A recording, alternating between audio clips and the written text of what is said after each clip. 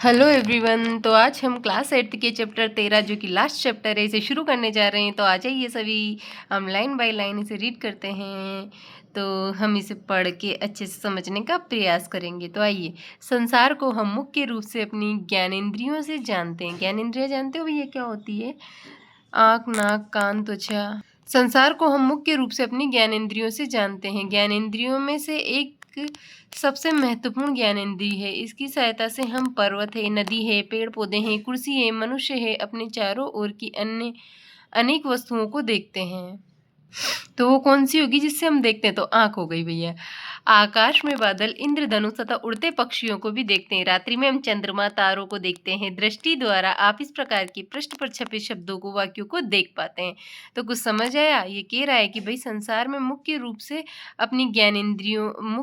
हम अपनी ज्ञानेंद्रियों से जानते हैं। संसार को हम मुख्य रूप से अपनी ज्ञानेंद्रियों से जानते हैं। ज्ञानेंद्रियों में दृष्टि एक सबसे महत्वपूर्ण, आँख सबसे महत्वपूर्ण ज्ञानेंद्रिय है, जिसकी सहायता से हम पर्वतें, नदी, पेड़ पौधे, कुर्सी, मनुष्य, चारों ओर की अन्य वस्तुओं को देख सकते हैं। हम आकाश में बादल, इंद्रधनुष, उड़ते पक्षियों को भी देख सकते हैं। रात्रि में हम चंद्रमा हैं, तारों को देखते हैं। दृष्टि द्वारा आप सब इन पृष्ठ पर छपे हुए वाक्यों को देख पाते हैं। क्या आप जानते हैं कि ये सब देखना कैसे संभव हो पाता है? तो देखिए, वस्तुओं को दृश्य कोण। क्या कभी आपने सोचा है कि हम विभिन्न वस्तुओं को कैसे देख पाते हैं? आप ये कह सकते हैं कि हम वस्तुओं को नेत्र से देख, लेकिन क्या आप अंधेरे में भी किसी वस्तु को देख सकते हैं? तो क्या आप अंधेरे में देख सकते हैं? तो नहीं। इसका अर्थ ये है कि हम केवल नेत्र के द्वारा ही हम केवल अंधेरे में किसी वस्तु को देख पाते हैं। तो इसका अर्थ ये कि केवल नेत्रों द्वारा हम किसी वस्तु को नहीं देख सकते। तो भाई फिर किसके द्वारा देखते हैं? तो प्रकाश की जरूरत होती है हमें देखने के लिए। तो किसी वस्तु को हम तब देख पाते हैं जब उस वस्तु से आने वाला प्रकाश हमारे नेत्रों में प्रवेश करे। ये प्रकाश वस्तु द्वारा उत्सर्जित एवं उनसे परावर्तित हो सकता है। तो क्या समझे? क्या कभी आपने सोचा है कि हम विभिन्न वस्तुओं को कैसे देखते हैं? तो आप कह सकते हैं कि हम नेत्र के द्वारा देख सकते हैं। क्या आप अकेली आंखों से किसी वस्तु को देख सकते हैं? तो ये कहना गलत होगा। लेकिन क्या आप अंधेरे में किसी वस्तु को देख सकते हैं? तो आप नहीं देख सकते। इसका अर्थ ये है कि केवल नेत्रों के द्वारा ही हम किसी वस्तु को नहीं देख सकते। किसी वस्तु को हम तब देख पाते हैं जब उस वस्तु से आने वाला प्रकाश हमारे नेत्रों में प्रवेश करता है। ये प्रकाश वस्तुओं द्वारा उत्सर्जित एवं उनसे परावर्तित हुआ हो सकता है।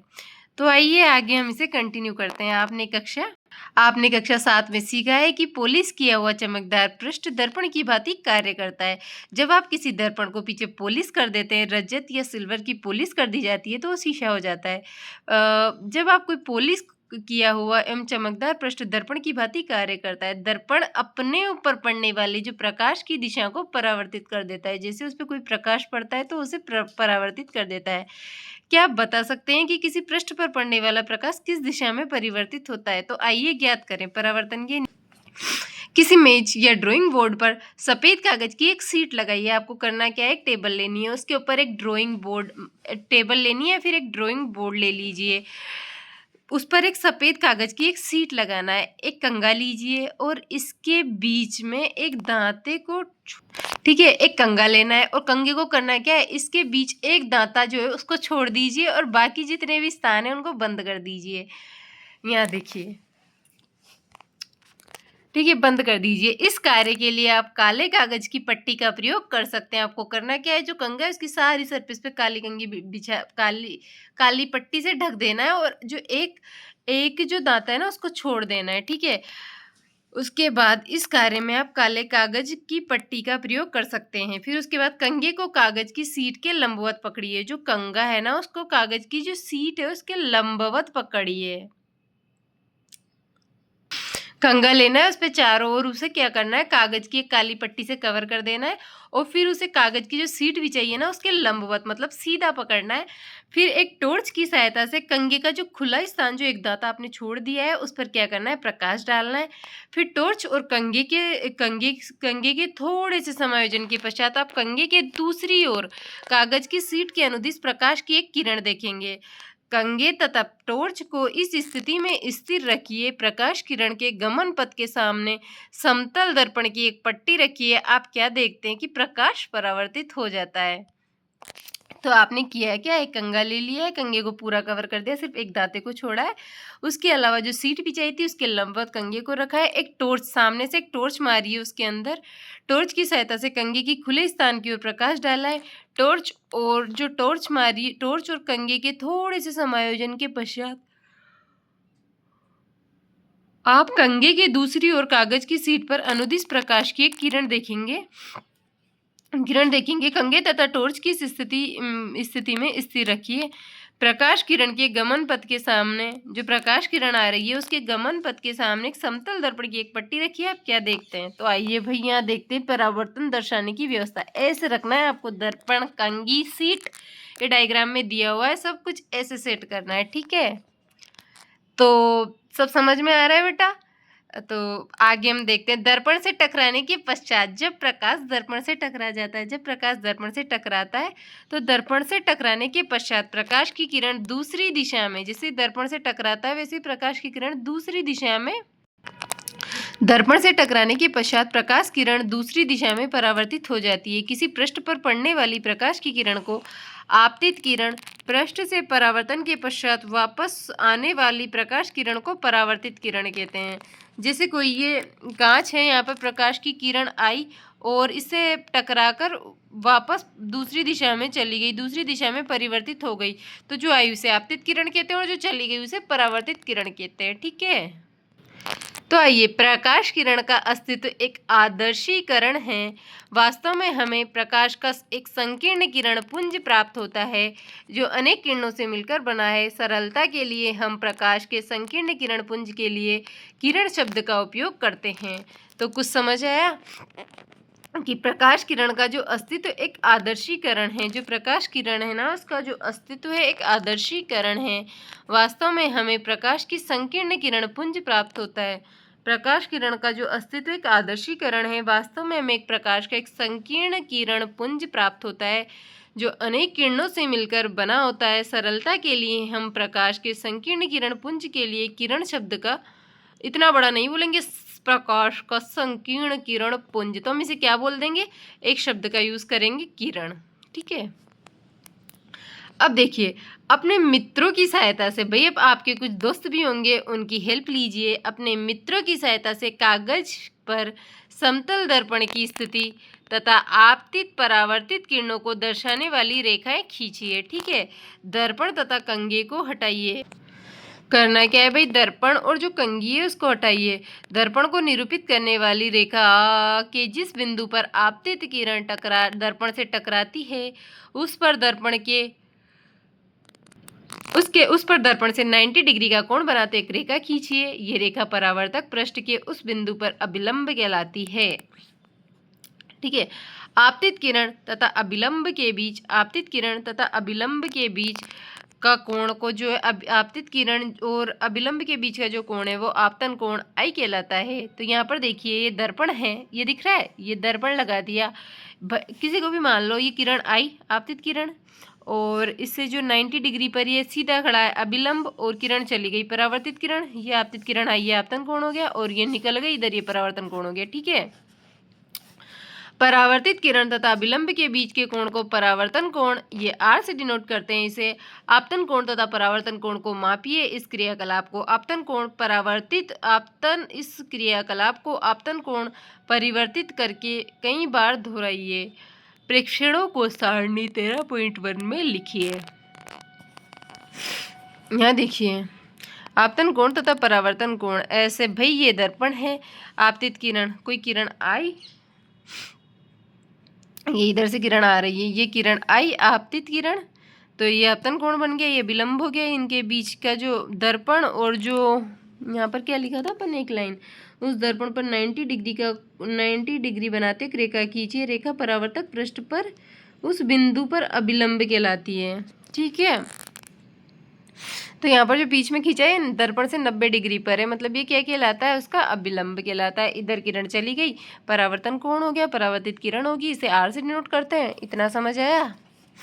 यहाँ पर देखिए, आपतन कोण तथा परावर्तन कोण, तो आपने कभी छोटी कक्षाओं में क्या आप आगे पढ़ोगे क्लास 10th में कि जो आपतन कोण होता है, सॉरी, जो परावर्तन के जो नियम होते हैं उसमें एक नियम होता है कि जो आपतन कोण होता है वो सदैव परावर्तन कोण के बराबर होता है। तो आपतन कोण 35 डिग्री, परावर्तन कोण भी 35 डिग्री, आपतन कोण 30 डिग्री, ये भी 30 डिग्री, ये 40, ये भी 40, ये 45, ये 45, ये 60, ये 60। तो जो आपतन कोण होगा वैसा ही परावर्तन कोण होगा। यहाँ पर देखिए, क्या आप आपतन कोण तथा परावर्तन कोण के बीच में कोई संबंध देख सकते हैं? तो जी हाँ, हम बिल्कुल कह सकते हैं कि जो परावर्तन के नियम होते हैं उसमें फर्स्ट नियम ही है कि जो आपतन कोण होता है वो सदैव परावर्तन कोण के बराबर होता है। क्या ये दोनों लगभग बराबर होते हैं? तो इस क्रियाकलाप को सावधानी पूर्वक किया जाए तो ये देखा जाता है कि आपतन कोण सदैव परावर्तन कोण के बराबर होता है। ये परावर्तन के नियमों में से एक ही है। तो आइए परावर्तन से संबंधित एक और क्रियाकलाप करें। बूझो बोलता है, यदि मैं दर्पण पर प्रकाश अभिलंब के अनुदिश डालूं तो क्या होगा? ये क्या बोल रहा है भाई कि यदि मैं दर्पण पर, जो दर्पण लगा हुआ है उस पर प्रकाश अभिलंब, जो अभिलंब है उसके अनुदिश डालूं तो क्या होगा? तो आइए इसे क्रियाकलाप से समझने का प्रयास करते हैं। क्रियाकलाप 13.2। क्रियाकलाप 13.1 को दोबारा कीजिए। जो आपने क्रियाकलाप पहले 13.1 जो क्रियाकलाप आपने पहले 13.1 किया है उसे दोबारा से कीजिए। 13.1 समझते हो? जो अभी आपने कंघी ली थी, दर्पण लिया था, टॉर्च ली थी, उसी को दोबारा दोहराना है। इस बार किसी सख्त कागज की सीट अथवा चार्ट पेपर का उपयोग कीजिए। आपको उसी प्रकार एक सख्त सी कागज की सीट ले लेनी है या फिर चार्ट पेपर लेना है। सीट मेज के किनारे से थोड़ी बाहर निकली हुई होनी चाहिए। जो क्या करना है आपको, जो सीट ली है वो मेज का जो किनारा है उससे थोड़ी सी बाहर होनी चाहिए। बाहर निकले भाग को बीच से काट दीजिए। अब आपको करना क्या है, जो बाहर निकला भाग है उसको बीच से काट देना है। परावर्तित किरण को देखिए, सुनिश्चित कीजिए कि परावर्तित किरण कागज के बाहर निकले भाग पर भी दिखाई दे। जो परावर्तित किरण है वो कागज के बाहर निकले भाग पर भी दिखाई दे। कागज के बाहर निकले उस भाग को मोड़िए जहाँ पर परावर्तित किरण दिखाई दे रही है। क्या आप अब भी परावर्तित किरण देख पाते हैं? कागज को पुनः प्रारंभिक अवस्था में लाइए। क्या आप अब फिर से परावर्तित किरण को देख पाते हैं? इससे आप क्या निष्कर्ष निकाल सकते हैं? तो ए और बी। तो देखिए यहाँ पर हमने क्या किया है, इस क्रियाकलाप में कागज की एक सख्त सीट या चार्ट पेपर का उपयोग किया है, जो आपको ये दिखाई दे रहा है, ठीक है। उसके बाद सीट जो है मेज के किनारे से थोड़ी सी बाहर निकली होनी चाहिए। जो मेज का किनारा है उससे इतनी सी बाहर निकाल दी हमने, सीट को बाहर निकाल दिया, ठीक है। सीट के बाहर निकले भाग को बीच में से काटना है। जो सीट का जो बाहर निकला भाग होता है ना, ये बाहर निकला भाग, इसको बीच से ऐसे कट लगा दिया इसके अंदर, ठीक है, कट लगा दिया। उसके बाद परावर्तित किरण को देखिए, तो ऐसे टॉर्च लगा दी और यहाँ पर ये दर्पण लगा दिया। ऐसे किरण आई कंघी में से और ऐसे परावर्तित हो गई। तो परावर्तित किरण को देखिए, सुनिश्चित कीजिए कि परावर्तित किरण कागज के बाहर निकले भाग पर दिखाई दे रही है। जो कागज का बाहर निकला भाग था उस पर दिखाई दे रही है परावर्तित किरण। कागज के बाहर निकले उस भाग को मोड़िए। कागज के बाहर निकले उस भाग को मोड़िए जहाँ पर परावर्तित किरण दिखाई दे रही है। तो आपको ये जो भाग निकल रहा है ना बाहर, उसको मोड़ना है जहाँ पर परावर्तित किरण दिखाई दे रही है, ठीक है। परावर्तित किरण दिखाई दे रही है, उसे मोड़ना है। उसके बाद क्या अब भी आप परावर्तित किरण देख पाते हैं? तो क्या आप मोड़ दिया कागज को, उसके बाद भी परावर्तित किरण देख पाते हैं? तो कागज को पुनः प्रारंभिक अवस्थाओं में लाइए। क्या आप फिर से प्रारंभिक अवस्थाओं में लाइए। अब उसको मोड़ दिए, क्या परावर्तित किरण देख पा रहे हैं? कागज को पुनः जैसा था वैसा कीजिए। क्या फिर से आप परावर्तित किरण देख पाते हैं? तो इससे आप क्या निष्कर्ष निकाल सकते हैं? यहाँ पर दिखाया, आपतित किरण परावर्तित किरण आपतन बिंदु पर अभिलंब एक ही तल में होते हैं। जब मेज पर कागज की पूरी सेट फैलाते हैं तो ये एक तल को निरूपित करती है। एक सीट फैलाते हैं तो एक तल को निरूपित करती है। आपतित किरण आपतन बिंदु अभिलंब, आपतित किरण आपतन बिंदु पर अभिलंब तथा परावर्तित किरण, ये सभी इसी तल में होते हैं। जब आप किसी कागज को मोड़ देते हैं तो एक नया तल बना देते हैं। जैसे मान लो आप यहाँ से मोड़ देंगे तो एक नया तल बन जाएगा। नया तल बना देते हैं तो उस तल से भिन्न होता है जिससे आपतित किरण तथा अभिलंब, जिसमें आपतित किरण तथा अभिलंब स्थित है। तब आप परावर्तित किरण नहीं देख पाते। क्या निर्देशित करता है? ये दर्शाता है कि आपतित किरण आपतन बिंदु पर अभिलंब तथा परावर्तित किरण ये सभी एक तल में होते हैं।